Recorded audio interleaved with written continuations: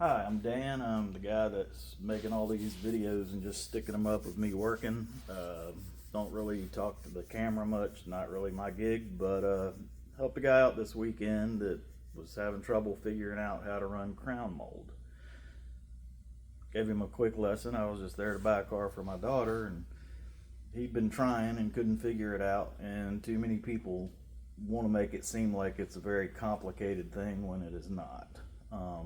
Just figured I would give a quick lesson and see if anybody's interested in knowing how to run crown mold. I'm just going to show you how to do it very simply, very easily, and you should be able to just sling the stuff up after this. I've set up right here. This is just an outside corner that you would have in any house anywhere running crown around a room. This would be your crown. I've got a couple of pieces that I just kind of pre-cut, and I just kind of put this marker up there where you would simulate the bottom of your crown as a straight line. So what you want to have is you want this crown to come to a tight corner when you're finished cutting it. So what we do, obviously this is your wall, and this is going to be your ceiling. And you want to have an outside corner cut. You want this to be on an outside 45-degree miter. So what you want to do with your saw, you have your saw table and your saw fence. When you're looking at this crown, once again, this is your wall. This is going to be your ceiling. What you want to do is when you come over to your saw, you want to have that as your outside miter 45. Instead of this being the floor, envision this as the ceiling. And let's do a close-up of this.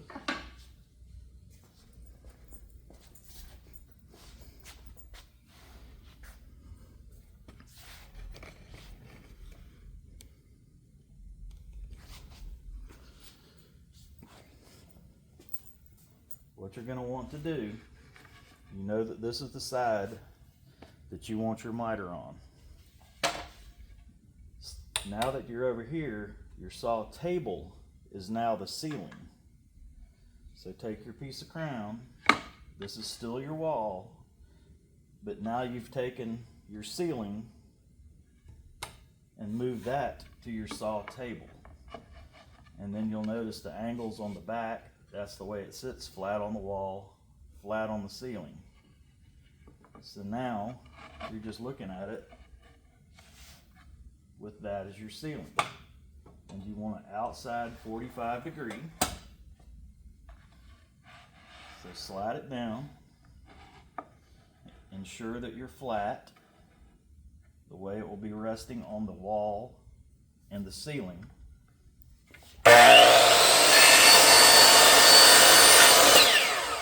And make your cut. Now for your side, it's going to have the miter on this side. You're going to do the exact same thing. This is just coming from the other direction. So what you're going to do, you want the outside miter on this side so that they come together. So do the same thing. You want your outside miter here. This is how it's sitting on your wall. This is your ceiling. This is your wall. Your ceiling and your wall. And you want the miter on the other side at 45 degrees. Lock it in. Once again, check. Make sure that this angle is sitting flat on your wall, just the way it will be on your actual wall. And this little thing will be sitting flat on your ceiling, just the way it sits on your wall. You've got your 45, your ceiling, your wall.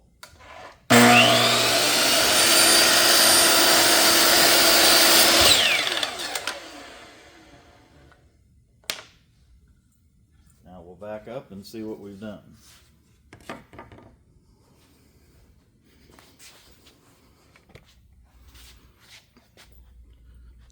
We'll set this up to where you can see what cuts we've made.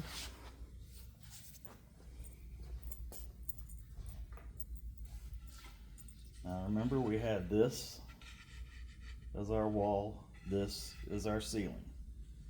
We put it back to where our ceiling and our wall, and we did that in each direction. And then when you bring the two together, there you go. And if you have any difference in size, sometimes your wood will vary in size and you won't get an exact joint, and you can add or subtract 1 or 2 degrees, go back and do a slight recut to get it dead perfect.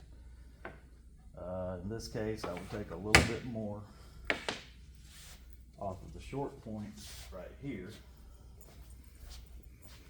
or the long point of it, which you would be on the 45 again, and you would want to take some off of your long point, so back your saw off 1 degree and lock your blade down.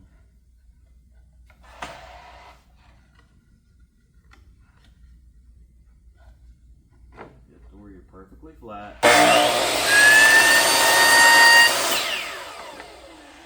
little bit of a trim, just to get that joint to where it looks just right.